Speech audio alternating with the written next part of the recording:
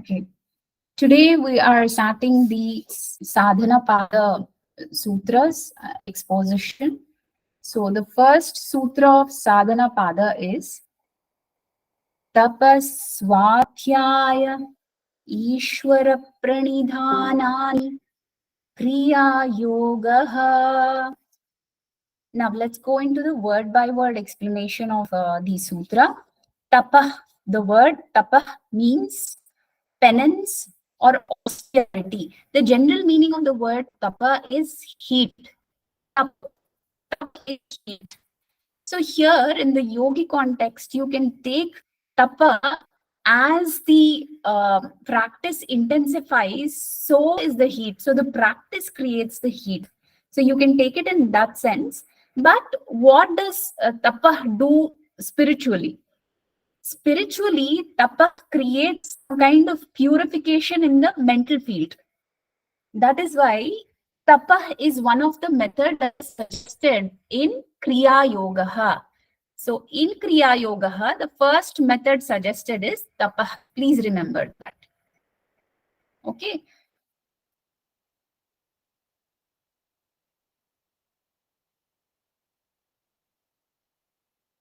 So by following the practices also means penance, austerity, also asceticism.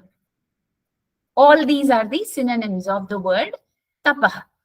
Now, in olden days, tapah could have been imagined as somebody doing a very rigorous and a very difficult practice, such as standing on one leg in a river in cold water and doing the meditation for days, something like that. But nowadays, we see that tapah in the modern context can be something like you're following your practices, your daily routine in such a way where you're following your proper lifestyle. Even that is tapa in the context of a modern person. Okay. And for example, even if you're following the rules, which are the yamas and niyamas, also that is nothing but tapa. Okay. Those practices are creating austerity in your mind. And that is nothing but tapa. When the yogi gets purified with these practices, his mind field becomes ready for the samadhi aspects. The goal of yoga is to attain samadhi. And every endeavor that one is taking in the path of yoga is all leading towards samadhi.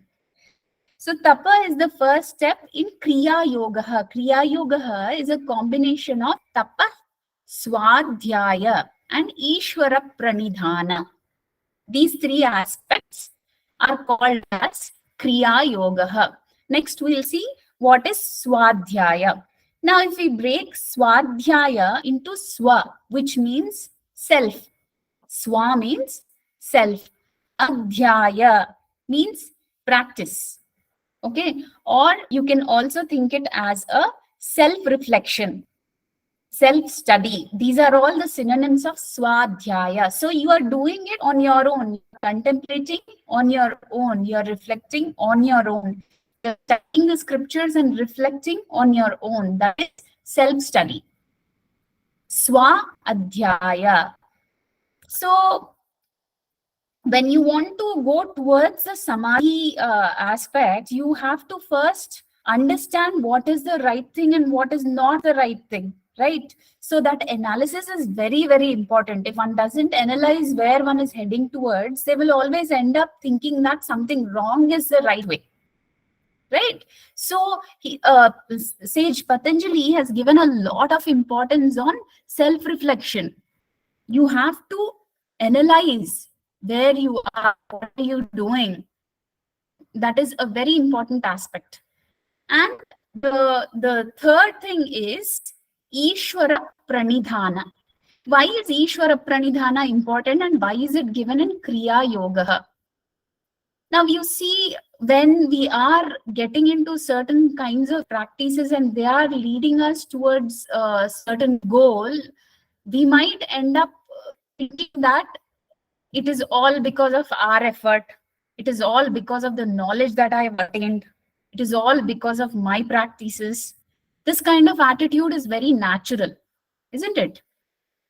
So in order to kind of curb that attitude, sage Patanjali has very nicely integrated the Ishvara Pranidhanani aspect, where you are doing tapa, austerity, you are practicing austerity, you are practicing self-reflection and self-study. But the surrender to God, which is Ishvara Pranidhana, is very, very, very important. Once one surrenders the aspect to God, the ego part cuts. Okay, it is an instrument to cut down the ego. So you are surrendering your practices, you are surrendering your knowledge to God, your activities to God in the purest sense. So you are being a devote. Okay, so nicely it is integrated. See, when we put effort, we always end up thinking that it is because of our effort that we have succeeded, isn't it? So that is a very natural tendency. We don't attribute to anything else. We think it is because we slogged our asses, we are getting the fruit of it. That might be partly right, but the ego also goes that much up. So the ego also takes a plunge. So it will take us into a wrong path again. In order to avoid that mistake and delving into the wrong paths, Sage Patanjali has clearly put the third method as Ishvara Pranidhana. So these three aspects together are called as Kriya Yoga. Now, what is the word Kriya? Kriya is any activity. Okay, Kriya is any activity. So when we incorporate Tapaswadhyaya and Ishvara Pranidhanani, these are the three methods in which we can proceed in the path of yoga. That is what he has said. Is this clear? Ma'am, is this 3 methods or 3 steps? Like we need to follow all these 3 compulsory or one is it? See, this is again debatable. This is not, it is not a very strict rule that you have to follow one after the other and there is a particular order to this. Now, just think in a practical way, very practical way. Now, you have started following one of the yamas, which is ahimsa. Okay, just think in a practical way. You have started following ahimsa. Okay, you have started following ahimsa in the sense that manasa, vachasa and karmasa. Ante manasa, vacha, karmana. All the 3 ways you have started implementing tapa. And through words, you are speaking something which doesn't hurt others. Through your thoughts also, you're not thinking something which is harmful. And you're not uttering anything which causes any kind of harm to anybody else. Okay, and you're not indulging in any physical violence also. And how you're cultivating it mentally, you will cultivate it through reflection. You will study something, you will learn something and reflect upon that. Okay, you will reflect upon that. So this is given in a scripture which is an authority in that field. And why they have said that? They've said that because it carries certain mental attitudes, it carries certain practices which will make the mind more purer. Right? This is the kind of assurance that you're giving to your mind, saying that this is the right practice for me. This is the right path for me. You will not go out of the path because you're training your mind there with the support of the scripture and the authority. And then they have also suggested pranidhana, because once you start surrendering to God, you will get a sense of humbleness, you will get a sense of gratitude, you will get a sense of surrender. You will feel that, okay, let me offer this as a beautiful offering to the God. Something, that kind of feeling will make you mellow down, will make you more graceful.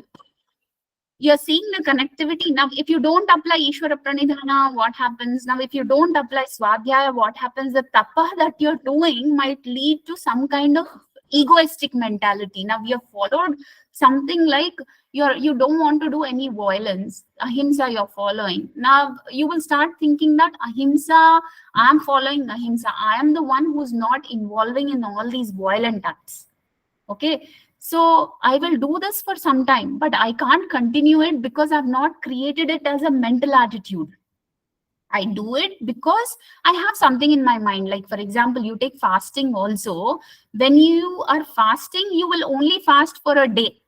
You will not continue to fast, or probably you might take up fasting for a few weeks. After that, you're not interested in it.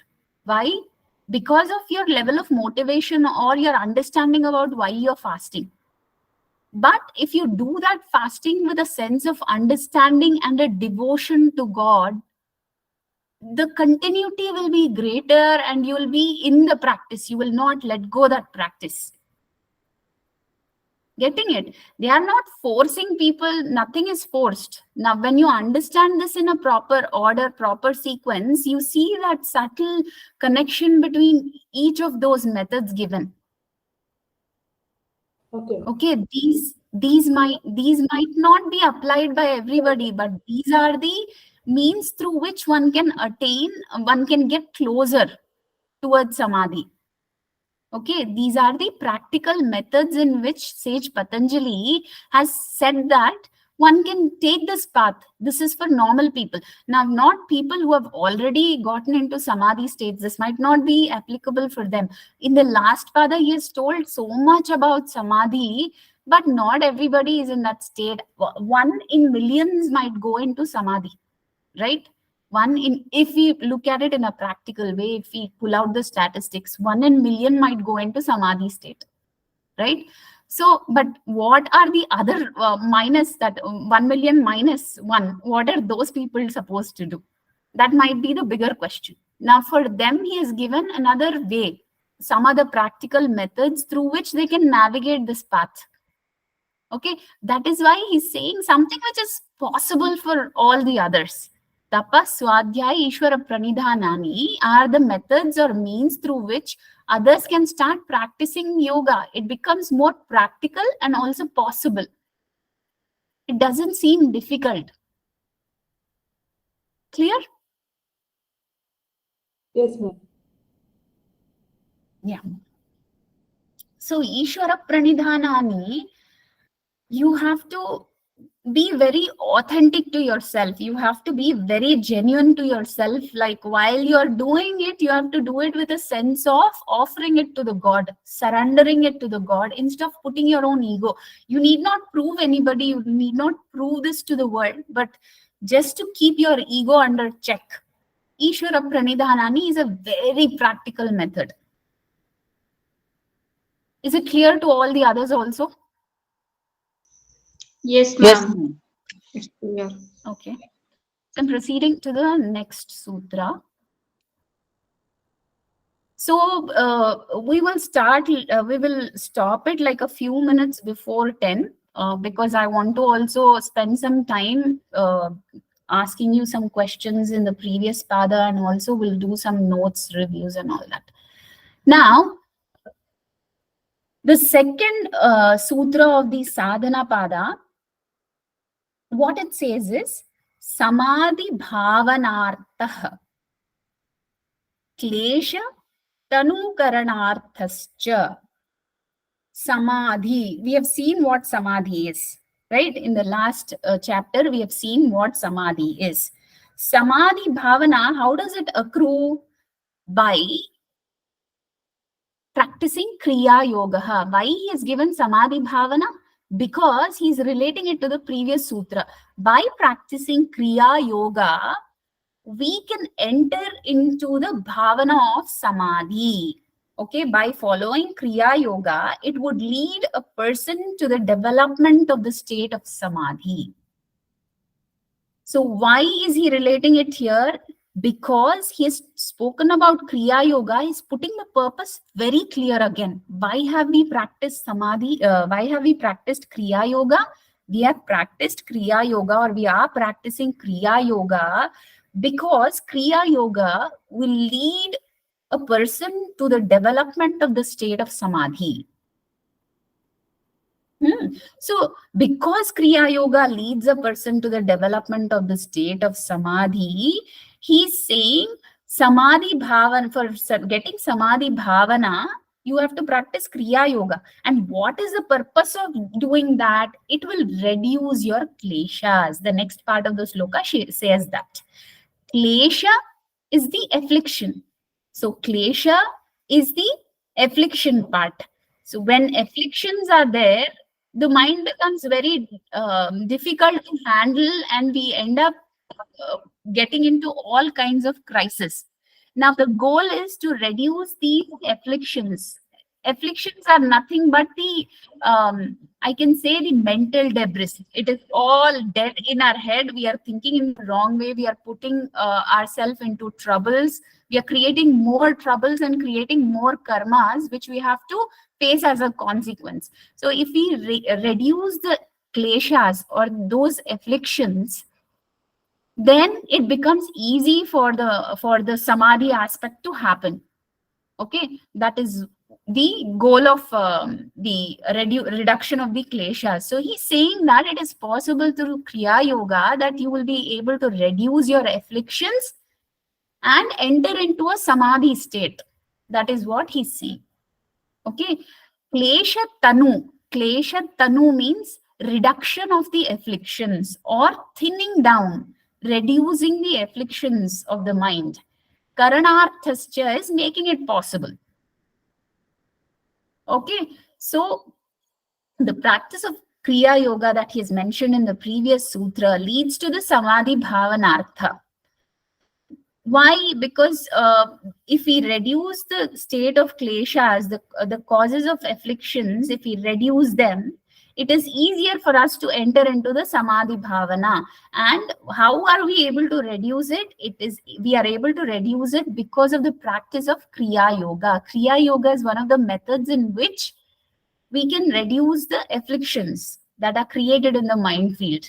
Okay, and once the kleshas are reduced, one can attain or enter into the state of samadhi. It is easy for them to pace the way into samadhi. Getting that? So Kriya Yoga must be practiced with the purpose of developing the samadhi bhavana. Okay, Kriya Yoga must be practiced with the purpose of developing the samadhi and also for thinning the kleshas. Automatically, when you're doing the purification aspects, purificatory practices like following the yamas and niyamas and practicing asanas and pranayama and then doing dharana and dhyana and all these aspects, you're putting yourself in that practice, which is nothing but you're putting your body and mind into the purificatory practice.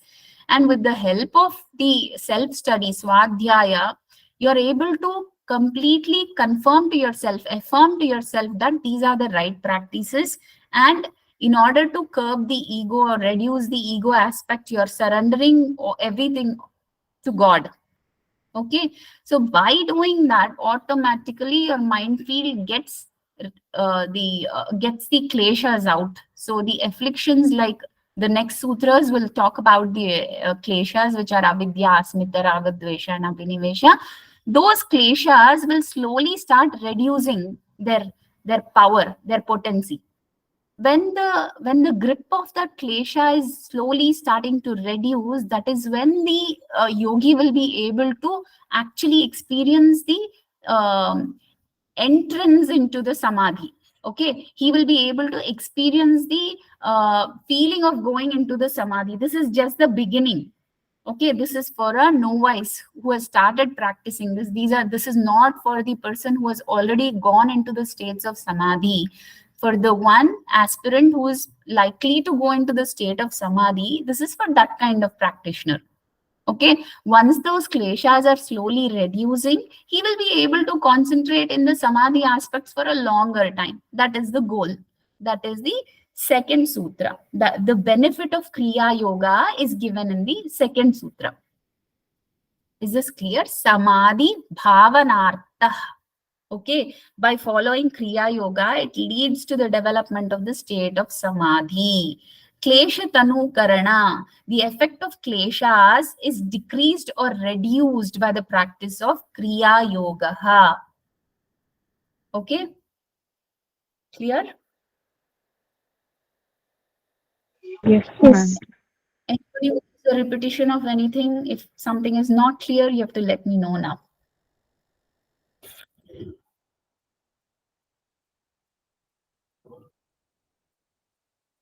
All clear?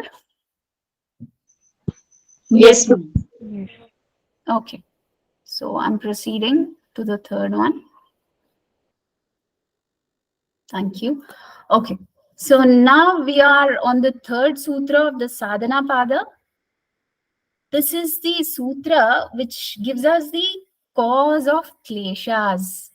What are the causes of kleshas?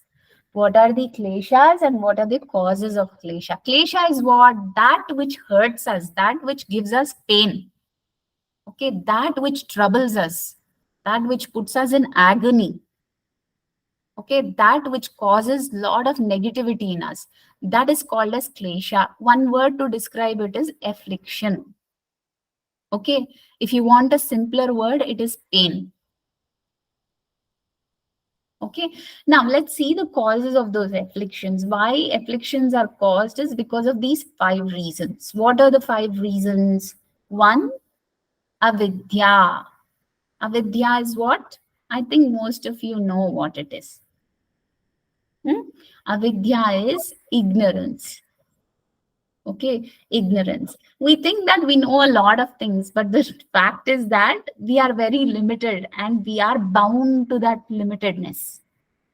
Okay, so the leading cause of all the other troubles is avidya. That is the root cause, which comes as the next sutra. So remember, the first klesha or the first affliction that is caused is avidya. Because of avidya, the next thing creeps up. What? Asmita. What is asmita?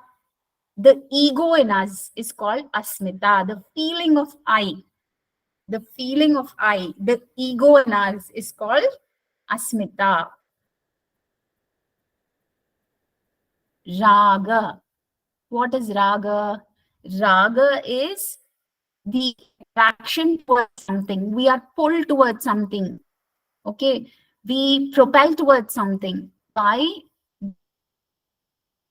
Because of our attraction towards that object or person or anything.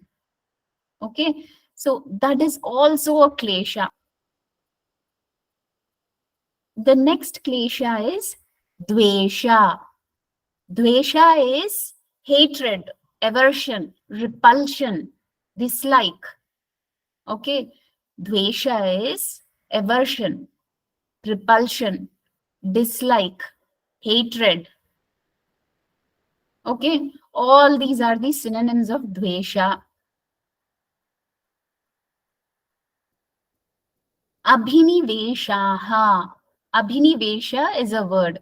Abhinivesha. Abhinivesha is the fear. Okay.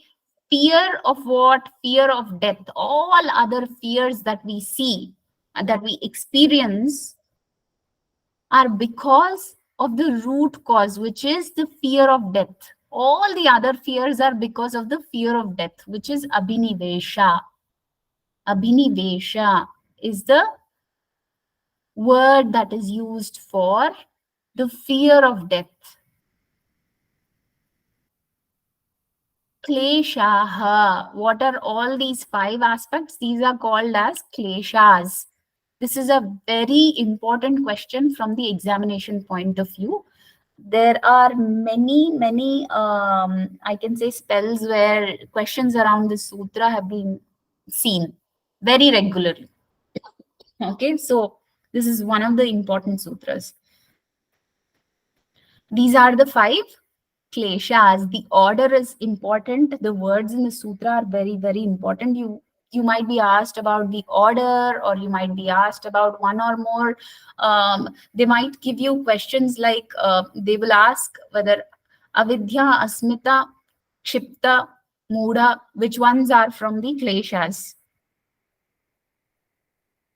Okay, they might mix up vyadhi, sthyana with avidya. Okay, so you should know the words in this sutra very well. I mean, it doesn't mean that the other sutras are not important, but when I'm focusing on this sutra, The sutra, the words are important. I've seen the questions coming from the sutra in many spells. Okay, so please remember this very well. There are 5 kleshas: avidya, asmita, raga, dvesha, abhinivesha. Avidya is the ignorance in us. Okay, asmita is the ego or the feeling of I. Raga is the attraction or liking of something. Dvesha is the repulsion, hatred, or dislike of something. Abhinivesha is the fear of death. These 5 aspects are called as kleshas. Kleshas are nothing but afflictions or aspects which cause pain. You see, a typical understanding from the sutra is all of these are caused in the mind. Right? These are all caused in the mind.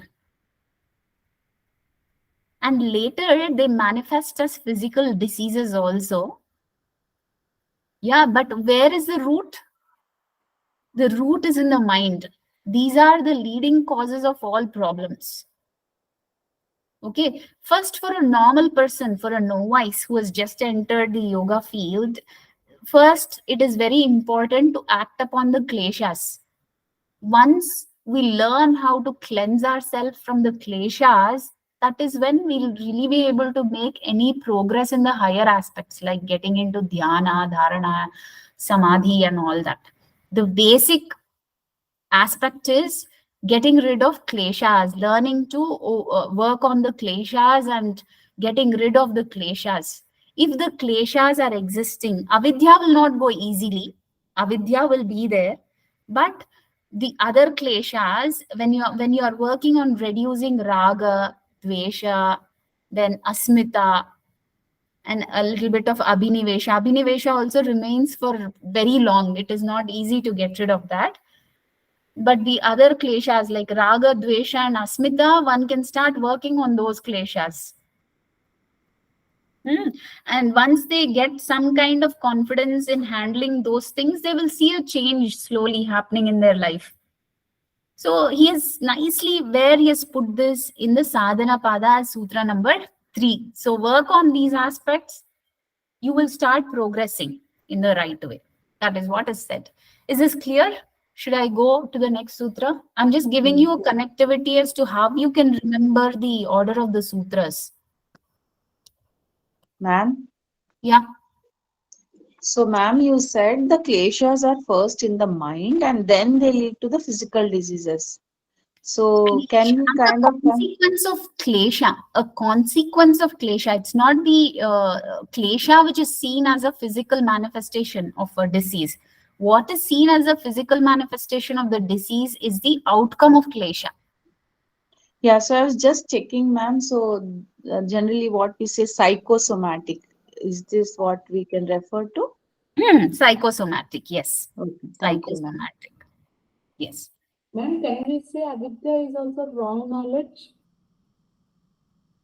Avidya is, we can say, viparyaya, vikalpa, all that are the causes, are all subsets of avidya only. Because of avidya only, all these things happen. That is why avidya is given as a root cause of all the other things. It is the breeding ground. It is the start point. So this is the next sutra. This is what sutra number 4 says. Okay. The viparyaya, vikalpa, all those things, the negative aspects which are klishta vrittis are also caused because of avidya, no doubt about that. Avidya is the root cause of everything. Avidya is the last one to leave us. Avidya will be there until the point of viveka khyati, because until the evolutes of prakriti are totally separated from the purusha, until that time avidya will be there. The time the prakriti is separated from purusha, that is when the avidya goes off. When completely avidya goes off, that is when the person can, the yogi can dwell in the Purusha, which is Tadadrashtu Swarupe Avasthanam. Avidya is the last one to leave. And after Avidya has left, the person is able to dwell in the inner consciousness, in Purusha. Rajeshwari ji, is that clear? Yes, ma'am. Very clear. Thank you, ma'am. Can we go to the next sutra then? Yes, ma'am. Yeah. So the fourth sutra, see how he's continuing. He spoke about all the afflictions. He said that these are the 5 afflictions. You need to handle these 5 afflictions. And what he's going on to say in the fourth sutra, he is saying that the root cause of all the other, there are 5, but the root cause is 1. What is the root cause of those 5 afflictions? The root cause of the other 4 afflictions, not 5, the other 4 afflictions is avidya. So sutra number 4 is avidya kshetram. Kshetram is the location, the field, the point. Kshetram uttaresham. Uttaresham is what? It is at the point which after which follows all the other kleshas, which means it is on the topmost position. Okay, after which all the other kleshas follow. Prasupta, Tanu, Vichhinna. These are the 3 states. Okay, Prasupta, sorry, there are 4 states. Prasupta, Tanu, Vichhinna, Udharanam. So these are the 4 states in which the kleshas operate. He's saying avidya is the first and the root cause of all the other kleshas, and these kleshas, all 5 kleshas, operate in these 4 stages. What are the 4 stages? Prasupta, Tanu, Vichhinna, Udaranam. Getting it? Prasupta is a state of dormancy or latency. Like, for example, you see, I'll just give you a very naive example so that you understand this aspect. So, polar bears are considered to be the most aggressive animals, right? Polar bears are generally considered to be very, very aggressive. But you see, during the peak winters in Antarctica, they go into a den or a cave and they hibernate for quite a long period. Like, they don't come out, they are not seen hunting because of the cold weather. They are just hibernating, right? Some of the other grizzly bears and other bears also do that. But it is never the case that that hibernation is an indication that the aggression of the animal goes away. Does the aggression of the animal go away? It No, never ma'am. goes away. It never goes away. The aggression of the animal is intact. Just that it is in a period where that aggression is dormant. It is latent. It is not showing its form. Right? So that happens in all of us. In all of us, in certain times, certain periods, certain things which are very nasty in us don't come out. Right? They are lying in our head. They are dormant. But it doesn't mean we are devoid of those. Okay? So they are all there in our mental plane. They will come into play only when the right situation comes out. Getting it? So that is the dormant stage. A klesha can have these 4 stages. Now you take avidya, asmita, raga, dvesha, abhinivesha, any of the klesha. These are the 4 states. Prasupta, Tanu. Tanu is the reduction. The reduction aspect is, like, for example, once the you see, I'll give you an example of a couple who are madly in love. Okay, this is before their wedding. Okay, they are so much in love with each other that they can only think of one thing, that they want each other for their life. Okay, they cannot part, they don't like to part, they are so much in love with each other. Okay, so does this mean that apart from love, the other emotions that they have are not existing in those people? They are very much existing. Everything is very much existing, but The problem with them is, you see, the love to be dominant, right? When the love is dominant, the other things have reduced. They don't show their awkward, ugly side, right? They are very good to each other. All the other emotions, all the other feelings that they have are all weakened. What is the one dominant, strong aspect? The attraction for each other. Okay, the other kleshas have reduced. It doesn't mean that they're not existing. The tendencies have reduced because there is one dominant klesha that is, there is one dominant aspect that is seen, emotion that is seen in the couple. Okay, so the anger, the hatred, the jealousy, any other nasty aspects are all reduced in that state. Then vichchinna is nothing but scattered. Okay, so vichchinna comes when the couple get married. Now we'll continue with the story of the couple.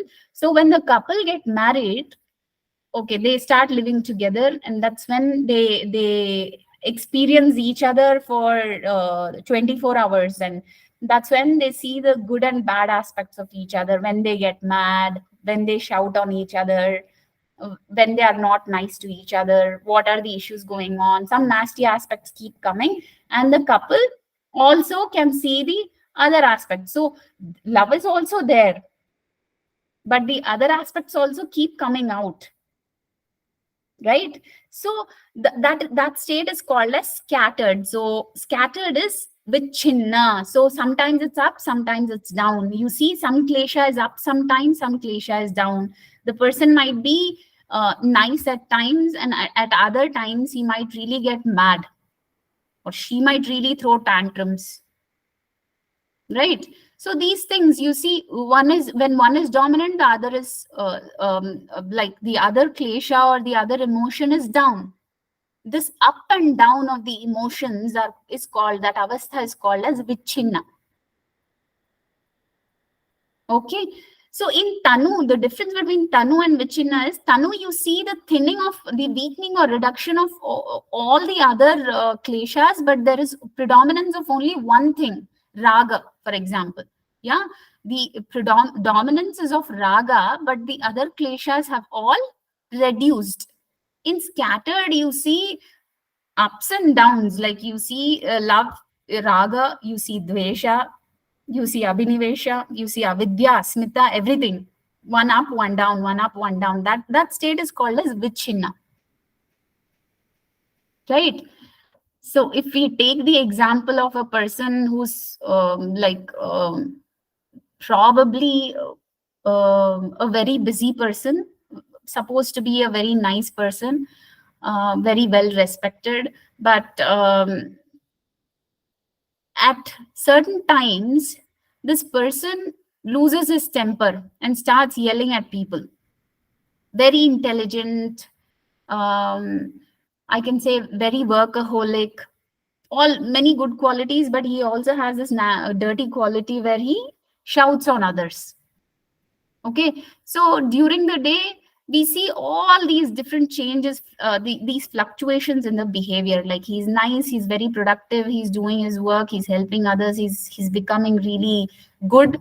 And then at some time he starts shouting. He comes home and he shows his dirty side.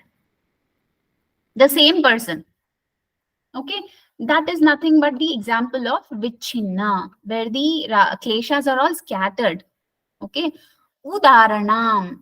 Udaranam is the one which is highly operated. Like, for example, in the case of the couple, we have seen that love is fully operated or expanded. All the other kleshas have reduced. So Tanu and Udaranam are opposite. You can remember that easily. Tanu is the thinning.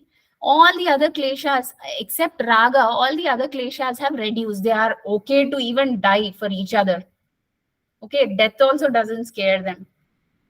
Okay, what is Udharanam for them? Raga is Udharanam, fully expanded, blown out. Okay, that klesha is completely blown out. Once they see the dirty side of each other, Then the other, then it becomes vichina, all scattered. Getting it?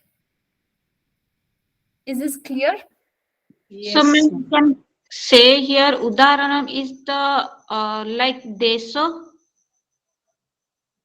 Udaharanam, just repeat what you said.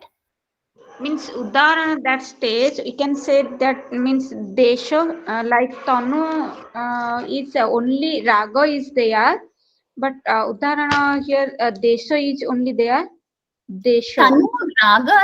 Tanu is the reduction of all other kleshas, reduction, thinning of all other kleshas. I just took this as an example. Thinning happens when the other kleshas are all reduced, right? Some kleshas are reduced. It may be. Udharanam is there is one klesha which is fully operative. Okay, ma'am. So It in may. Udharanam, the example of the couple, Udharanam, Raga is Udharanam for them. And Dvesha, Abhinivesha, Asmita, the feeling of I, all these things have reduced, have become Tanu. Okay. In the case of the couple, That Udharana, in simple words, Udarna, that feeling is more than other klesas. that feeling is more. Yes, that feeling is more, so much more that the other things are not seen. That is currently working on them. That klesha is currently operating on them. You see how these kleshas are manipulating the person? And Patanjali has so beautifully put it, like he cracked the core of the human psyche. Clear with this? Yes, ma'am. Yeah.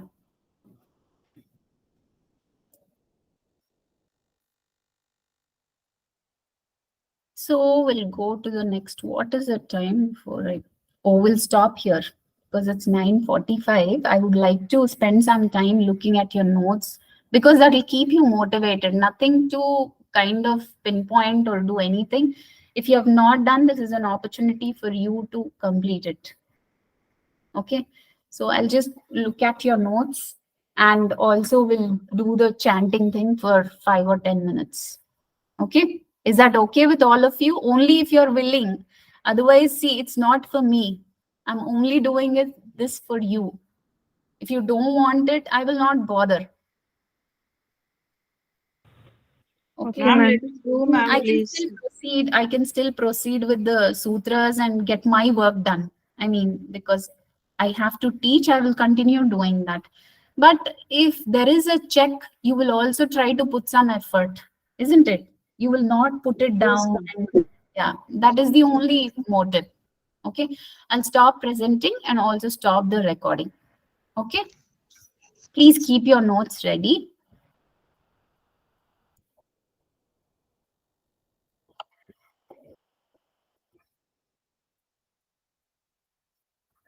Okay, you all volunteer, whoever wants to show your